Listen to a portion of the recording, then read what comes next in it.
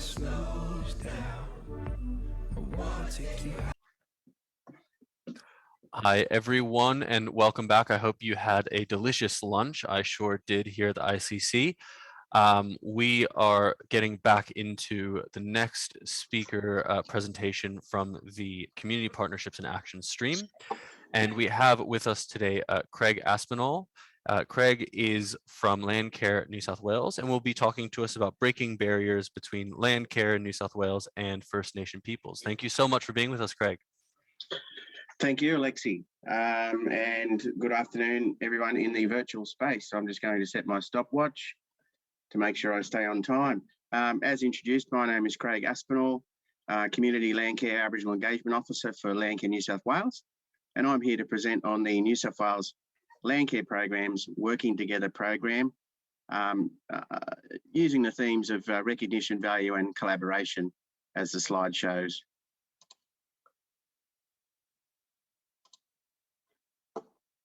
Firstly, I'd like to acknowledge country, the traditional custodians, elders, knowledge holders, other Indigenous presenters and panel members at this event, and all Aboriginal and Torres Strait Islander people who may be viewing this presentation, either live or recorded, wherever they are across Australia.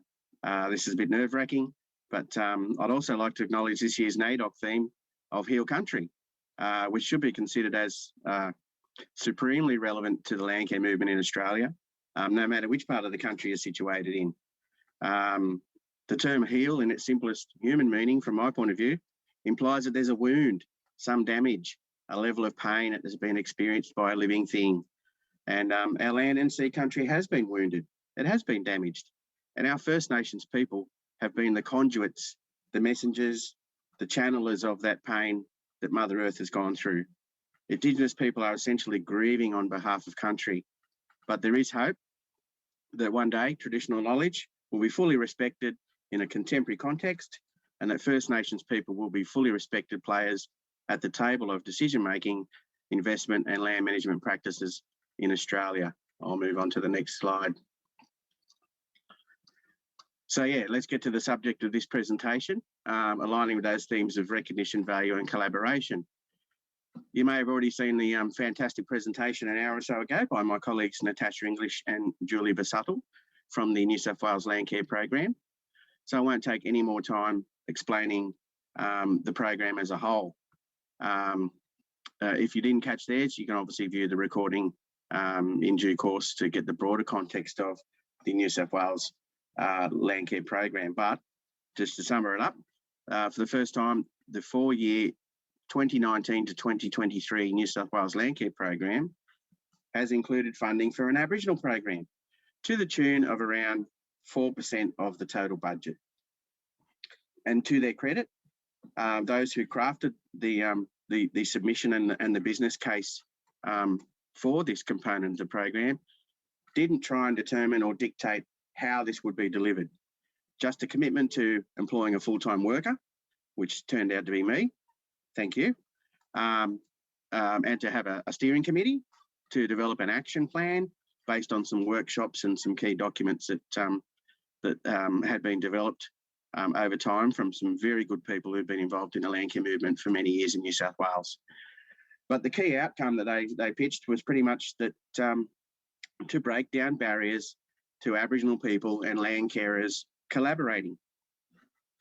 So this approach allowed for the Aboriginal officer, guided by a steering committee and Aboriginal colleagues in the NRM sector, and particularly the local land services Aboriginal officers who are out there across New South Wales, it allowed us to co-design a program with relative freedom and flexibility, underpinned by a strong sense of cultural responsibility.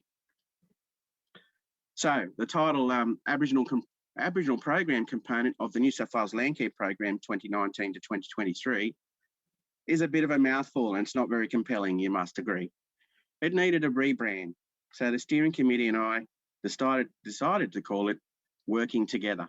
Not particularly original, but very apt. Now, I know from my experience in a range of government and non-government roles that if you want to promote a program for Aboriginal people, whether it be in the portfolios of health, education, sport, or natural resource management, it doesn't succeed from an office in a city. You need to make it visual. You need to make it relevant, incentivized with branded giveaways. If anyone who's watching this presentation has ever been to a NAIDOC Family Fun Day or a large Indigenous sporting event, such as in New South Wales here, we got the Aboriginal Rugby League Knockout, has about 10,000 people each day over 4 days of October long weekend, then you'll know what I mean. If you've ever set up a stall and had your giveaways, everyone loves a show bag and everyone loves wearing the gear.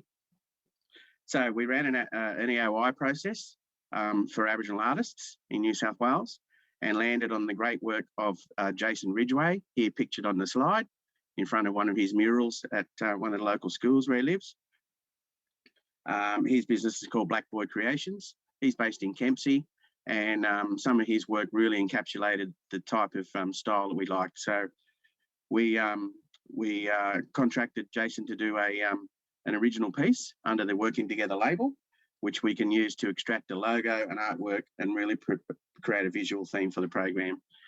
We earmarked a significant amount of budget in the first year to merchandise and apparel to promote the program, and which, as the slide shows, it creates interest, starts conversations, encourages collaborations, and instills a sense of pride. That's the pitch. So if you watched the other presentation earlier about the New South Wales Landcare program from Natasha and Julia, as I mentioned, you may have seen them also proudly wearing, and some photos of the team proudly wearing their Working Together apparel. So it's all about recognition. Next slide.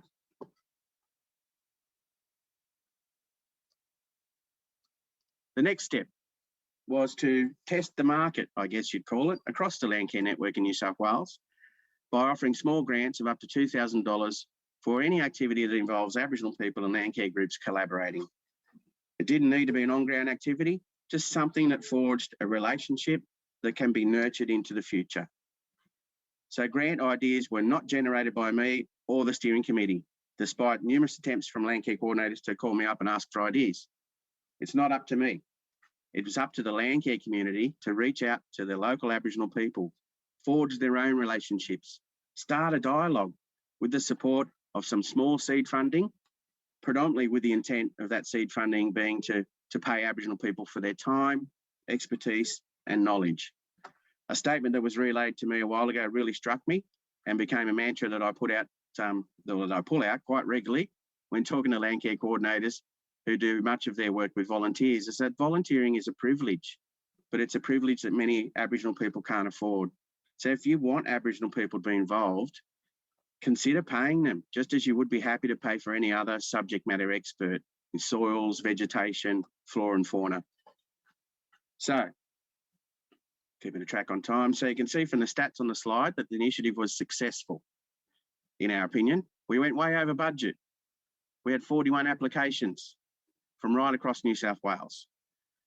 What it shows is that there's a huge appetite for Aboriginal engagement across the Landcare community, and more encouragingly, good interest by Aboriginal groups in taking a leadership role and applying for the funds themselves to do what they want to do. But they had to do it in conjunction with Landcare people. So it creates that relationship. We tried to also create a bit of an incentive by providing free membership of Landcare New South Wales, the peak body, for those Aboriginal applicants who did apply, and thereby growing the membership base of the peak body and getting that Aboriginal representation starting to be considered through the Landcare movement. So the types of activities, we've got some deadly photos of some things that went on there, bit of a map of the locations across the state where the grants were applied from. But some of the things included inclusion of Aboriginal content into existing or planned Landcare events or festivals, such as just your straight welcome to country, paying for an elder to come to welcome to country or smoking ceremony. To have Aboriginal presenters. We had an example of Poetry in the Park, Cooks River Mullet Festival in Sydney. Shout out to Kieran Dunn, Aboriginal Landcare coordinator there, who ran that one. Or Larry Brandy, sharing Wiradjuri culture to hundreds of school kids at the Parks Forbes Eco Day, which is an annual event. And then this year, which also featured our glorious MC Costa. And shout out to you, Costa, for making the effort to come out and see all them kids out there that day. Other types of things were cultural awareness, education and field trips. We can see some examples there in the photos. Cultural heritage identification and legislation workshops. So really helping people to decide what to do if they do come across an Aboriginal object. Cultural fire management and demonstrations. Something very passionate to me is progressing the industry, which is cultural fire management, or cool burning as some call it, right across Australia, and trying to enable that to happen under the banner of Landcare. We have tons of landcarers and landholders who are busting to do cultural fire management on their land. There's just a few issues in relation to insurance coverage and things like that we need to work through, and Landcare's been fairly vocal in that area. Some of the other things, supporting new and existing Aboriginal Landcare groups to get started. And some of those relate to the youth as well. And let's not forget about youth, and I'm going to focus on them later on. But we had a few applications from dedicated cultural education areas in schools with high Aboriginal populations. So things like yarning circles, bush tucker gardens, things like that. That's all part of the Landcare portfolio, and it's all about relationships. So there's many more that deserve a mention. But from a relatively small investment, we've seen great value and leveraging opportunities, not only financially, but through the value of a relationship. And what money value do you put on a relationship? If it costs a couple of $1,000s to have an event and get people together that can then flourish, then to me, that's money well spent. Okay. My last slide, and I am flying through this, so I will take my time because I know that too many words on a PowerPoint slide are generally a no-no, and obviously people want to see visual things. But I wanted to pose some challenges to the wider Australian Landcare community who are listening today, hopefully. As the original Landcarers and stewards of the land, I found myself wondering how First Nations mobs got a little bit left behind in the Landcare movement today. And I thought to myself, is it because they had very little land left to manage themselves and didn't see the point? Is it because they weren't on a level playing field to start with? I'm not sure. It's obviously a complicated situation, and I'm sure everyone has got a bit of an opinion about it. But I'll leave you guys to read through what's on the slide there in relation to some of the tips that I've got for people involved in Landcare, and some of the things that I've encouraged the Landcare coordinator movement throughout New South Wales to try and take heed of. And that is that be genuine, be honest. Our mob will see right through you if you've got some sort of other motivation, or if it's token in nature. I mean, we'll still do the welcome to country, but what does that lead to? How meaningful was it? Did you just do the welcome to country and then it was like, all right, thanks, Uncle, that's great. Now let's go on to the real business of why we're here today. No, the real business was Uncle doing the welcome to country. So I guess the other aspect of one of the statements I've got there in terms of the tips is this notion that, Aboriginal people are all supposed to be all universal, and why can't I just jump on a directory and look up the Aboriginal people for this place, or or why can't I just find an elder by jumping online and doing a Google search? It doesn't really work that way. But then again, Landcare doesn't work that way. So why have an expectation for Aboriginal people to get their act together? Why can't they get these act together, you blackfellas? Well, the thing is, we have mobs sitting back there getting consulted by this mob and this mob and this mob of people in Landcare and other sectors of Australian society. And so, we've got Aboriginal people sitting back there, which we're a very small percentage of the population. To go, why can't these fellas get their act together? Couldn't those Landcare fellas collaborate first and see what they wanted to do on a larger scale, and then come and see the local elders and talk about how they want their involvement? So I guess, fair's fair, patches for patches. I guess my key point for this slide is that consultation is not collaboration. In my experience, getting a letter of support for your project so that you can get funding and do some stuff with Aboriginal people, but that's not collaboration. Collaboration means co-design, a true partnership, respecting and sharing in the benefits, economically and socially, for everyone. So now I heard in this earlier in the conference, in the context of farmers being sold shiny things in some of the talk earlier today. Same for our mob. Well, for too many years, many sectors of Australian society have talked the talk with Aboriginal people, gained their confidence, sucked them dry for information or knowledge that maybe then gets exploited, and then labelled as consultation. Yeah, we consulted with them fellas. We tell them how great this new shiny thing's going to be for them, but then we fail to walk the walk with them. We fail to listen to their needs and aspirations. We have tunnel vision of what we think is best for Aboriginal people from your perspective, or we possess underlying goals of personal gain, financially or reputationally. And I call on the entire Landcare movement. I'm determined in New South Wales that this is not going to be the approach. And I call on the entire Landcare movement to try and avoid this pattern that some of our predecessors cultivated. But it needs everyone to support this journey. So I call on you to ask yourself, in whatever Landcare context you find yourself involved, whether it be at the national Landcare level, the state peak body, the regional or the local level, how many First Nations people do you employ? How many? I'm just one guy for the whole of New South Wales in a brand new program. So I'm also asking my own stakeholders the same questions and challenging them. Is it how many people do you employ? Yeah, you might fund some programs and employ Aboriginal people, but who's managing that back at the home base? Who's acting strategically? Who's helping guide the organisation through its governance and its representation levels to make decisions on what happens, how it happens, where the investment goes? How many people on your boards and committees are Aboriginal helping make decisions? Many have, but many haven't. One thing I've realised in this COVID affected times more recently is that jurisdictions in Australia are very competitive. State versus state, state versus national, federal, etc., etc. You know what I'm talking about. We've all seen it. Happens in sport too. But come on, you fellas, don't let New South Wales take all the credit for having a formal Aboriginal Landcare program. All it takes is a commitment to co-design, maybe, you know, a percentage from your budget, 4% in this case. Let's hope it's more. But that 4%, is that all its value and worth is? No, I think it's a little bit more, and I think many of you would agree.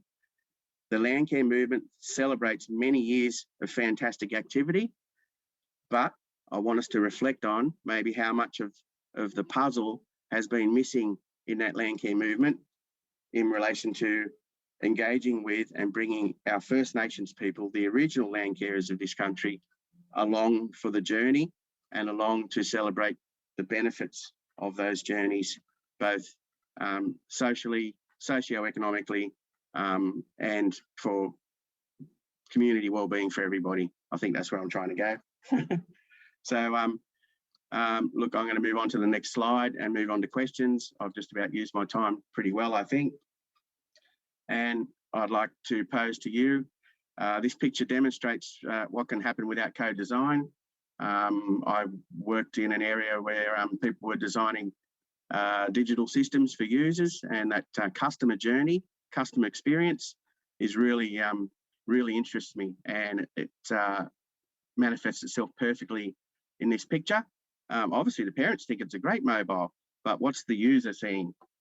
So, yeah, that's pretty much my thing. I'm going to call to questions and throw back to Alexi now. I'm a little bit ahead of time, Alexi, but not by too much, which allows more time for questions if there are any. No problem whatsoever, Craig. Thank you so much for a fantastic presentation. And indeed, I think we are blessed to have a little bit more time for questions because there is an outpour coming in.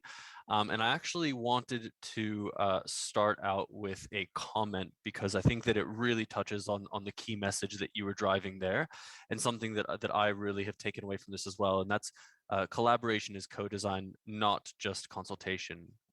Jim Adams says that gold right there. Thank you, Craig. And I think that that couldn't be more apt. And you touched on in your presentation that some of the things that people engage in with the Aboriginal community fall into a trap of tokenism without meaningfully engaging in a way that truly helps everyone. And I think it's so important that we see programs such as the one that you're engaged in that really, really drives a genuine engagement. So thank you so much for that presentation.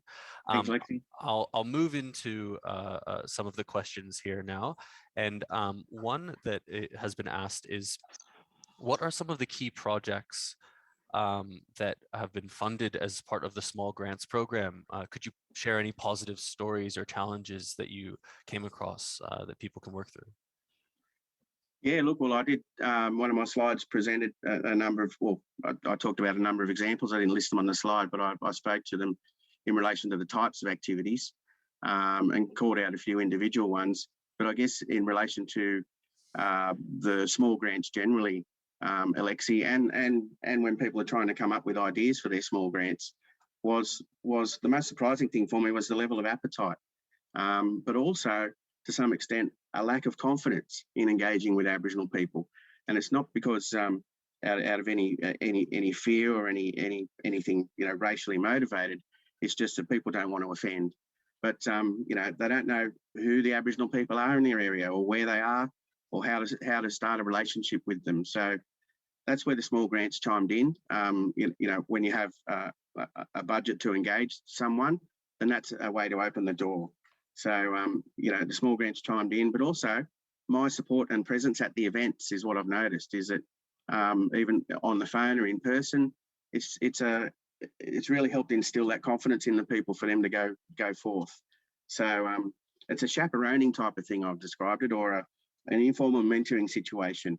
Just being there to be an ear for their ideas, or Craig, I'm thinking about this, or Craig, the local council published this in their thing. I don't think that's a very good thing for them to say. I want to put in a submission to suggest them to change that wording to be more culturally inclusive. And I go, fantastic, good on you. Yep, go for it. It's something I really didn't expect when I came into the role. Was the level of mentoring, I guess, informal mentoring people without knowing that they're mentors. It's like, but that's what I want. I want people to be able to call on an Aboriginal officer, which is why I've made that call, to ARMS for everyone across the nation, is get some more fellas employed in your organisations to manage Aboriginal projects, to manage relationships out there when they're being delivered on ground, because it's really, we know our mob, we know our culture. Just because you get a job in government or a role like this doesn't mean you're dismissing your cultural background and your responsibilities to your mob. So it's that's been one of the surprising things for me. Thanks, Alexi. Absolutely. All right, now I'm going to ask you another question here that's come through, which was asked, are there any websites or resources that people can access to increase farmers' perspectives of Indigenous history, and how can they work in culturally sensitive sites? Absolutely. Look, and part of the program was me to first provide some education and awareness for the Landcare community that was available for anyone to look up. So Natasha and Julie mentioned a website that the Landcare program uses for all its information, which is called the Gateway website. But there's also the Landcare New South Wales website as well. And on there, we've got 4 sets of not fact sheets. I wouldn't call them fact sheets because they're just guidelines, but of Aboriginal protocols, working with Aboriginal people, acknowledging and welcome to country, what the differences are between them.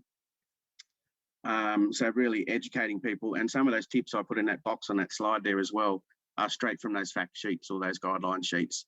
So they're there, they're publicly available. Farmers or any member of the community can access it. It really does go into some good detail and some dot points with suggestions. But having said that, there's also another component on there which we did as part of that education program. Was I ran a session called "You Can't Ask That," which is had a set of around 30 questions that were predetermined, but they were questions from my experience that a lot of people have asked. And so things like, where can I get a map of Australia? Where can I find out who the Indigenous mob are? All those things are answered in that, both in a web, pardon me, webinar format with myself and an Aboriginal young Aboriginal lady who works for Biodiversity Conservation Trust, Kalina Ryland.